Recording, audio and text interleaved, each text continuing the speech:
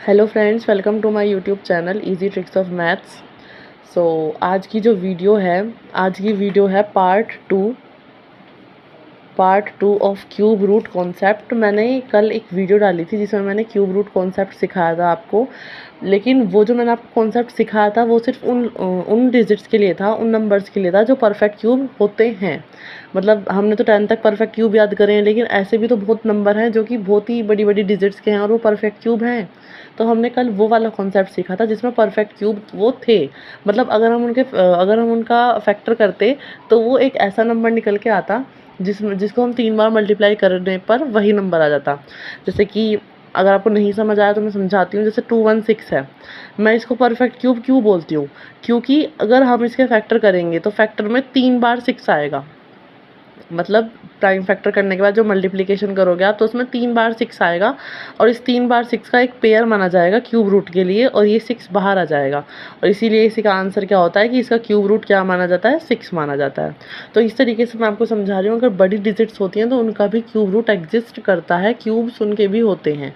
लेकिन कभी कभी क्या होता है, कुछ नंबर ऐसे होते हैं जिनका क्यूब रूट हम नहीं निकाल सकते। लाइक मैंने बोला 5, क्या आप बता सकते हो कि 5 का क्यूब रूट क्या है? या फिर इससे बड़ा नंबर लेते हैं, अगर मैंने बोला 49, क्या आप बता सकते हो 49 का क्यूब रूट क्या है? जी नहीं, क्योंकि ये इन नंबर्स के क्यूब रूट एग्जिस्ट ही नहीं करते हैं। ये अप्रोक्स में जाती हैं वैल्यू, जो कि हम आज इस पार्ट में निकालना सीखेंगे। तो आई होप आप समझ चुके होंगे पार्ट फर्स्ट में हमने क्या सीखा था, एंड नाउ आज हम पार्ट सेकेंड में क्या सीखने वाले हैं। सो चलिए फ्रेंड्स, वीडियो को स्टार्ट करते हैं। तो हम सबसे पहले एक छोटा नंबर लेते हैं जिससे कि आपको कॉन्सेप्ट अच्छे से दिमाग में बैठ जाए। जैसे मैंने लिया 6, आपको 6 का क्यूब रूट निकालना है, लेकिन आप जानते हैं कि 6 का तो क्यूब रूट होता ही नहीं है। लेकिन अब तो हमको निकालना पड़ेगा, इसको ऐसे तो नहीं छोड़ा जा सकता क्योंकि पेपर में आया है। तो आप क्या करेंगे, मैं इसी का कॉन्सेप्ट आपको बताने वाली हूँ। देखिए, ऐसे क्वेश्चंस में क्या करना होता है, मान लो आपको 6 का क्यूब रूट निकालना है, तो आप क्या करो, आप उसके आसपास का कोई क्यूब देखो जो कि परफेक्ट क्यूब बन रहा हो 6 के आसपास का। देखिए 1 का अगर हम क्यूब करते हैं तो क्या आता है, 1 आता है। 2 का अगर हम क्यूब करते हैं तो क्या आता है, 8 आता है। 3 का क्यूब अगर हम करते हैं तो क्या आता है, 27 आता है। राइट, तो ये तो ज़्यादा बड़ा हो जाएगा, है ना। 6 के आसपास का क्यूब कौन सा है, 8 है। क्योंकि अगर हम 1 भी लेंगे तो 1 में और 6 में ज़्यादा डिफरेंस है as compare to 8 and 6। 8 and 6 में कितना डिफरेंस है, सिर्फ 2 का। राइट, लेकिन 1 और 6 में कितना डिफरेंस है, आप भी देख सकते हो, ये काफ़ी डिफरेंस है, 5 का डिफरेंस है। तो इसलिए जो इसके आसपास नंबर है वो क्या है, 8 है। तो हम क्या लेंगे, 8 क्यूब। ये इसी का सॉल्यूशन चल रहा है फ्रेंड्स, ध्यान रखिएगा। मैंने क्या किया है, मैंने सिर्फ अभी क्या किया है, मैंने 6 के आसपास का क्यूब लिया है।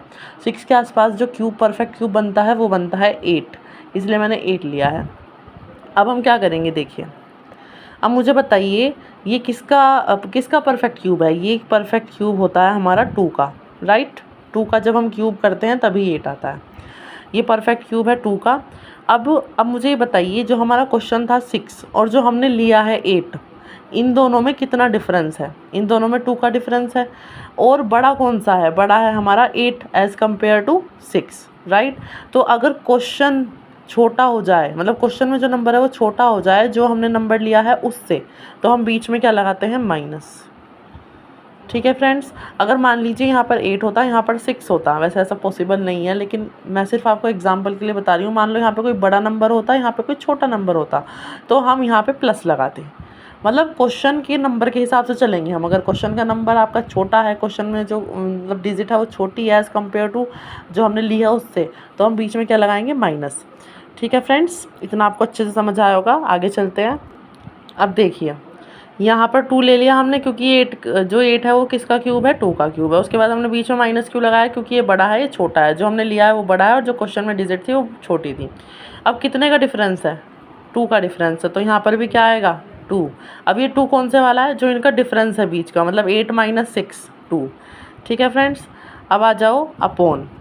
ये इसी तरीके से आपको लिखना है जिस तरीके से मैं लिख रही हूँ, तभी आपको प्रॉपरली गाइड हो पाओगे आप कि किस तरीके से हम कर रहे हैं। अभी मैं रफली बता रही हूँ, मैं एक और क्वेश्चन आपको करके बताऊँगी तो आपको अच्छे से समझ आ जाएगा। अब आपको ये 2 में दोनों में डिफरेंस पता चल गया होगा। मैं फिर से बता देती हूँ, ये 2 जो है वो इस 8 का क्यूब है, मतलब इस 8 का क्यूब रूट है। और ये वाला जो 2 है ये कहाँ से लिया है हमने, ये जो इन दोनों का डिफरेंस है, इन दोनों के डिफरेंस से आया है ये वाला 2। अब आप नीचे लिखेंगे, नीचे यहाँ पर 3 क्यूब रूट के हर क्वेश्चन में जिसका परफेक्ट क्यूब नहीं बन रहा उस क्वेश्चन में हमेशा आपको यहाँ पे 3 ही लेना है, हमेशा, क्योंकि क्यूब रूट है इसलिए हम यहाँ पे 3 लेंगे। जिनका परफेक्ट क्यूब नहीं बनता उनकी मैं बात कर रही हूँ। 3 लेने के बाद बीच में लगाएंगे मल्टीप्लाई। अब यहाँ पर जो नंबर लिखा होगा आपका स्टार्टिंग में, जो हमने यहाँ नंबर लिखा है, इसका हम कर देंगे क्या, स्क्वायर। फ्रेंड्स ध्यान रखिएगा, मैंने इसका स्क्वायर किया है, मल्टीप्लाई नहीं, मतलब इस वाले 2 का स्क्वायर, इस वाले 2 का स्क्वायर हो गया, जो यहाँ पे 2 फर्स्ट में लिखा था शुरू में ही। अब देखिए इसको सॉल्व करेंगे, 2 - 2 अपॉन 3, 2 2 जा 4, 4 3 जा 12। इनका क्या ले लेंगे हम, एलसीएम। एलसीएम आएगा 12 2 जा 24, 24 में से 2 गए, 22 अपॉन 12। इसको काट दीजिए, 2 1 जा 2 और 2 6 जा 12, 11 अपॉन 6। इसको आप पॉइंट में लिख सकते हो, 1.8 के अप्रॉक्स आएगा ये। तो आपने देखा इसका परफेक्ट क्यूब नहीं निकला, लेकिन क्या निकल गया, इसका अप्रोक्स वैल्यू इसकी निकल चुकी है 1.8। तो आई होप आपको अच्छे से समझ आया होगा। चलिए मैं आपको एक और पार्ट करके दिखाती हूँ। अब मैंने लिया है रूट में 9, ठीक है। 9 का हमें क्या निकालना है, क्यूब रूट निकालना है। स्क्वायर रूट तो होता है इसका 3, लेकिन क्यूब रूट हमें इसका नहीं पता, क्योंकि 2 का क्यूब 8, 3 का क्यूब 27 होता है। तो बीच में 9 कहीं नहीं आता, क्यूब रूट इसका एग्जिस्ट नहीं करता है, मतलब परफेक्ट क्यूब इसका एग्जिस्ट नहीं करता है। अब हम इसमें क्या करेंगे, जो मैंने प्रोसेस आपको बताया था वही देखिए। 9 के आसपास का क्यूब देखिए, तो 9 के आसपास का क्यूब क्या होगा, 3 का क्यूब अगर हम करेंगे तो 27 आएगा, और अगर हम 2 का क्यूब करते हैं तो क्या आता है फ्रेंड्स, 8 आता है। तो आप देख सकते हो यहाँ पे 9 है, यहाँ पे 8 है, तो कितना डिफरेंस है, बस 1 का डिफरेंस है। इट मीन्स हम क्या लेंगे यहाँ पे 8, राइट। अब ये 8 छोटा है इससे या बड़ा है, इट मीन्स क्वेश्चन बड़ा है, राइट। क्वेश्चन